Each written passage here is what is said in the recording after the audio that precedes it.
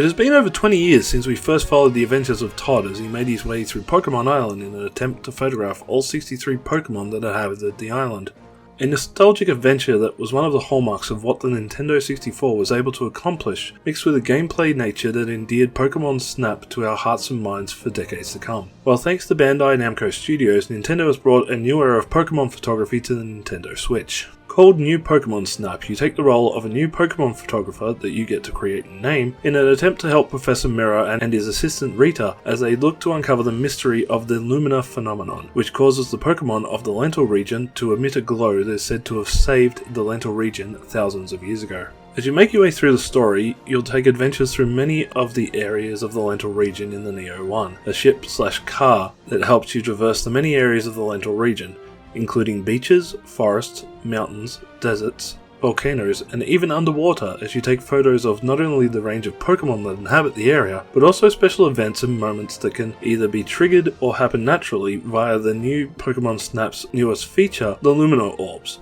which cause the Lumina effect to trigger at any time, changing how some moments happen in game. New Pokemon Snap is a dream for people who grew up playing the original Pokemon Snap on Nintendo 64, with the controls feeling very much like they did way back when. You'll be taking photos like a pro with the click of a button, with multiple control setups that will work for just about every playstyle. You can use motion controls as well, but playing New Pokemon Snap with a pro controller or a third-party equivalent is my suggestion. A big part of New Pokemon Snap is the replayability of the game, and the people at Bandai Namco Studios have done a great job at giving you multiple ways in which you'll be able to play the levels over and over again. The first comes from gameplay design, where you'll be looking all over the place to get photos, often having to choose one direction over another in order to get that photo opportunity, while missing out on something else happening behind you or around you. The next innovation comes from the leveling system, where your points from your photos work as experience, with level increases making Pokemon feel more at ease with your presence in each area, making them react differently, as well as making more Pokemon appear on each route.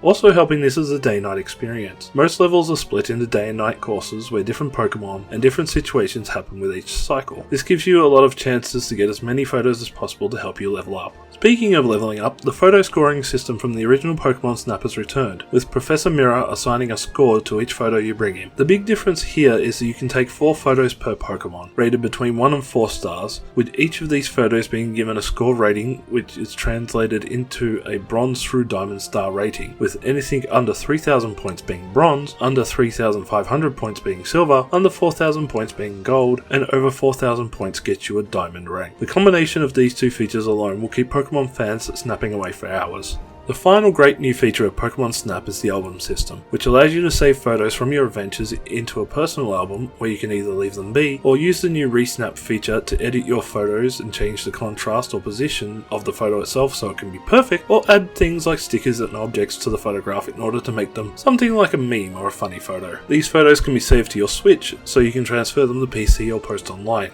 I would talk about the online features of New Pokemon Snap, but without dropping another $30 Australian on Nintendo Online, I can't even access anything to look at or even see what the online options are, and frankly I don't see a point in buying Nintendo Online just for what the game mentions is basically online leaderboards. The online features aren't the only negative I have about New Pokemon Snap. The focus on more recent Pokemon games feels like it leaves a lot of long-time fans in the dust, treating them as relics of a bygone era, which I hope gets fixed with remastered versions of the original courses as DLC down the road. The game also suffers from horrible frame rate drops, both during gameplay and loading screens at random, even in docked mode. Overall, New Pokemon Snap is a great revival of the Pokemon Snap game with many hours of content to be found by newcomers and old school players alike. New Pokemon Snap manages to capture the magic that began over 20 years ago. An easy 4.5 out of 5 stars and highly recommended. This has been Karl Smart on behalf of the Outerhaven, and we hope you stop by again for more reviews, gameplay and other videos. Hit the subscribe button, leave a comment or a like, and ring the bell for notifications on upcoming content right here on the Outerhaven YouTube channel.